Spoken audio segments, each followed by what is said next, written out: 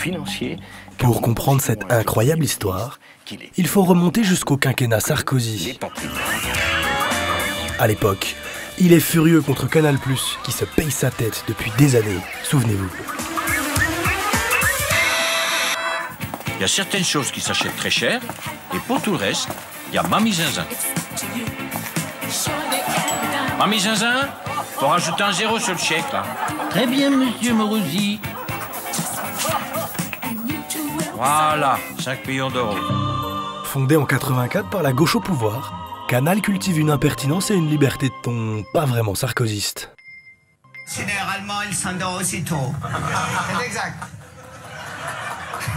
Et moi, super connard! Tito, mais tu viens plus aux soirées là? Bonsoir, je suis Yann Barthès et vous regardez le Petit Journal. En 2011, craignant que Canal+ ne finisse par torpiller sa réélection, le président se plaint de la chaîne cryptée dans le tout Paris.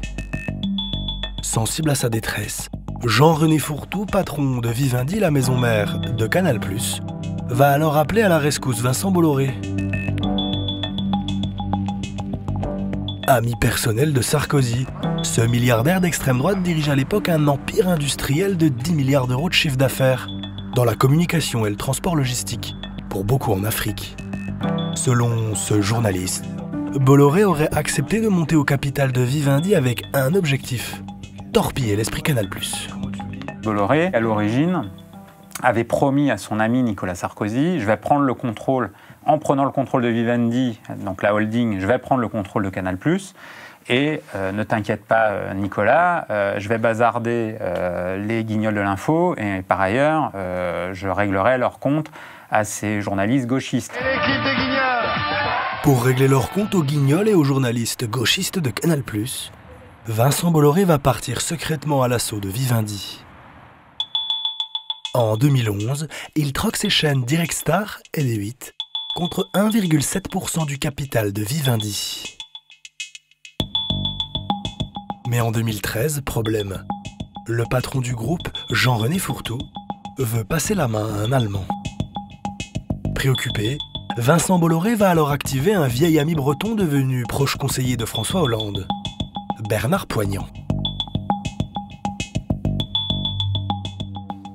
J'ai connu Vincent Bolloré après avoir été élu député en 1981. J'allais avoir 36 ans. Et lui, il a 29 ans. Et depuis, Vincent Bolloré et moi, nous avons gardé une amitié, pas une intimité familiale, mais une amitié. Je vais pas dire, je vais dire presque indéfectible. Nous sommes des amis. Et donc, j'ai souvent été vu le Bolloré au sein du PS, quoi. Et bon, ben alors, ça ne me gêne pas. Hein. Auteur d'un ouvrage sur Vincent Bolloré, ce journaliste va nous décrypter le rôle pivot de Bernard Poignant dans la conquête de Canal par Bolloré. Bernard Poignant, c'est aussi un ami très proche de François Hollande depuis les années 70 et 80. Monsieur Poignant a été député européen, il a été député français, il a été maire de Quimper. C'est donc un baron socialiste de la Bretagne, quelqu'un qui est ancré dans cette Bretagne que Vincent Bolloré célèbre à longueur de tirade. Et il est pivot, il est central, car à l'Élysée, quand François Hollande devient président de la République, il est les yeux et les oreilles de François Hollande sur les territoires. Et c'est lui qui fait remonter vers l'Élysée tout un tas de problématiques. Et évidemment, il est l'oreille de Vincent Bolloré. Quand Vincent Bolloré veut parler à François Hollande, il parle d'abord à M. Poignant, qui lui peut répercuter directement, en ligne directe, ce que M. Bolloré souhaite de François Hollande. Et ce que Vincent Bolloré souhaite de François Hollande en cet été 2013, c'est qu'il empêche l'arrivée de l'Allemand Thomas Rabe à la tête de Vivendi. Bernard Poignant va alors discrètement ouvrir les portes de l'Élysée à Vincent Bolloré. Il arrive à l'Élysée, un déjeuner est organisé, auquel participe M. Macron, qui est alors secrétaire général adjoint de la présidence, et François Hollande. Dans ce dîner, Hollande assure à M. Bolloré que le patron de Vivendi sera français et que Vivendi restera une grande entreprise française. C'est le premier coup de pouce de la présidence de François Hollande à Vincent Bolloré. Mais il y en a eu beaucoup d'autres. Et de fait, un an plus tard, Vincent Bolloré va rencontrer un nouveau problème dans sa conquête de Canal+. Alors qu'il est monté à 5% du capital de Vivendi, il apprend qu'un autre actionnaire, la Caisse des dépôts, veut vendre ses parts. Particularité de cette banque publique dont le retrait pourrait fragiliser Vivendi, elle est dirigée par Jean-Pierre Jouyet, un ami de François Hollande alors sur le point d'être nommé secrétaire général de l'Élysée. Monsieur Bolloré s'est inquiété du fait que la CDC, la Caisse des dépôts et consignations, se retire du capital. Or, si la CDC se retirait du capital, c'était un très mauvais signe. Que va faire Monsieur Bolloré? Il va actionner Bernard Poignant, qui va actionner Jean-Pierre Jouyet, qui va actionner Monsieur Macron. Cette fois-là, j'ai en effet été alerté pour signifier au ministre, qui était à l'époque Macron, qu'il fallait faire attention, parce que la France n'envoie pas un mauvais signe. Alerté par qui? J'étais alerté par Vincent Bolloré lui-même. Il m'avait dit, il y a quelque chose qui se passe, quoi. Et alors après, moi j'alerte le ministre qui est Macron, et après, ça s'arrête là. Après, il se débrouille. C'est plus mon monde, moi. Et en quelques semaines, la CDC va bien comprendre qui est à la manœuvre et va renoncer à vendre ses actions.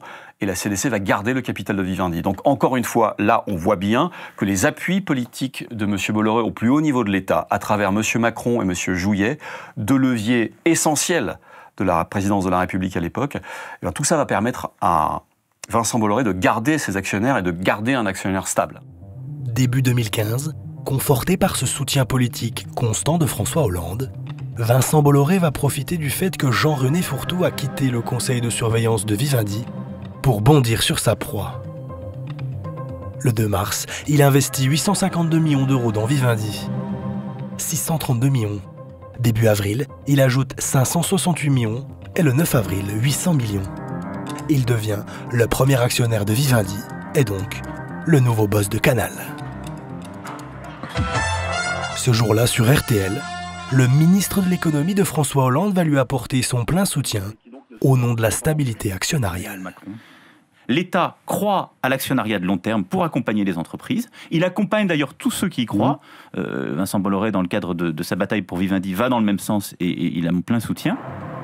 En février 2015, fort de ce soutien de l'exécutif, Bolloré va lâcher sur France Inter une petite phrase qui va inquiéter les trublions de Canal+.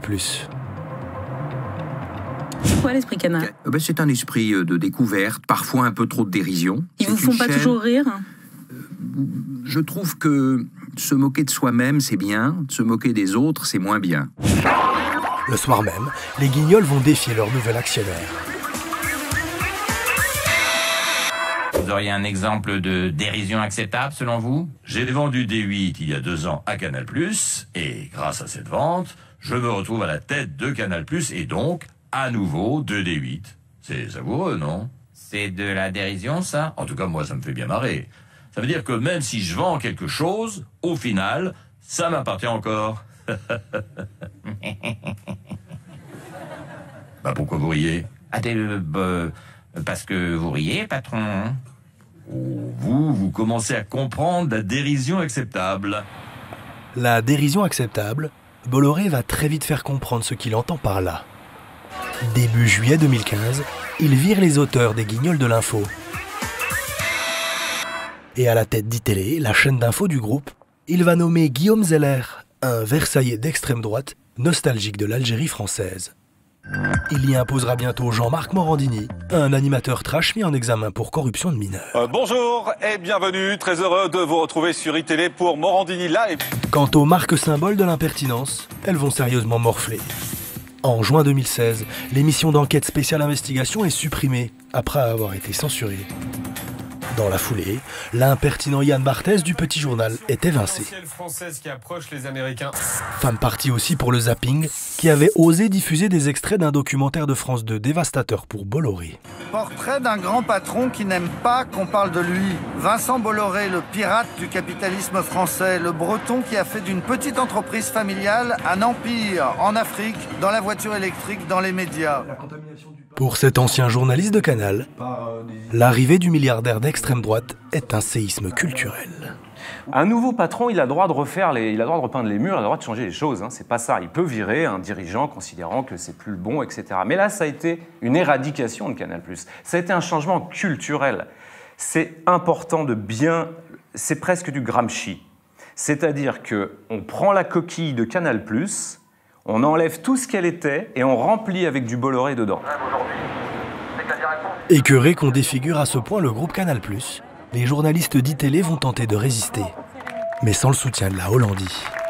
Malgré la mobilisation des journalistes, des professions culturelles, du cinéma, François Hollande ne bouge pas le petit doigt, les ministres de la Culture socialistes ne bougent pas le petit doigt vis-à-vis de l'emprise totale et croissante de l'actionnaire Bolloré sur le groupe Canal+, qui, je le rappelle, est un groupe historique créé sous Mitterrand, par la gauche. Dans cette période, à Canal, la loi de 1986 qui prévoit qu'un actionnaire n'a pas le droit d'entraver la liberté éditoriale d'un média pour protéger son business va être constamment violée. Mais pour l'ancien conseiller com de François Hollande, il aurait été imprudent d'intervenir. Moi, je ne pense pas que ce soit le rôle d'un président de faire du mécano avec les médias. J'en suis vraiment persuadé. Soutenir le service public, lui permettre de travailler de façon libre et indépendante. Par contre, aller mettre des coups de ciseaux ou de sécateurs dans le secteur privé, je pense que ce n'est pas le rôle. Sinon, on met le doigt dans un engrenage qui peut vous conduire à un surinterventionnisme. Et vous intervenez, vous êtes de gauche, vous intervenez contre les médias de droite, mais alors qu'est-ce qui se passe le jour où la droite est au pouvoir? Vous devez forcément accepter qu'ils fassent de même. Résultat, le 16 novembre 2016, sans soutien politique clair de la part de François Hollande, les 3/4 des journalistes d'ITélé décident de quitter la chaîne. C'est l'échec de 5 semaines de lutte acharnée contre Vincent Bolloré. Ce même 16 novembre, à l'autre bout de Paris, au crépuscule du quinquennat Hollande, un jeune banquier d'affaires devenu ministre va tuer le père. Je suis candidat à la présidence de la République parce que je crois, plus que tout, que nous pouvons réussir, que la France peut réussir. Mais le plus cruel pour François Hollande, c'est peut-être ça. Dans son dos, durant des mois, tous les oligarques qu'il avait tenté de séduire se sont rangés derrière son ancien conseiller. Même l'empereur du luxe avec qui François Hollande avait appris à rire de l'évasion fiscale y est allé de son petit coup de poignard dans le dos. Bernard Arnault, patron du groupe de luxe LVMH, sans hésitation, il appelle à voter Emmanuel Macron, qui pour lui a un programme d'avenir. Je souhaite que Emmanuel Macron soit élu, je pense d'ailleurs qu'il sera élu. Il représente l'avenir pour la France dans un contexte favorable à la croissance économique. Donc c'est la raison pour laquelle je soutiens bien entendu Emmanuel Macron.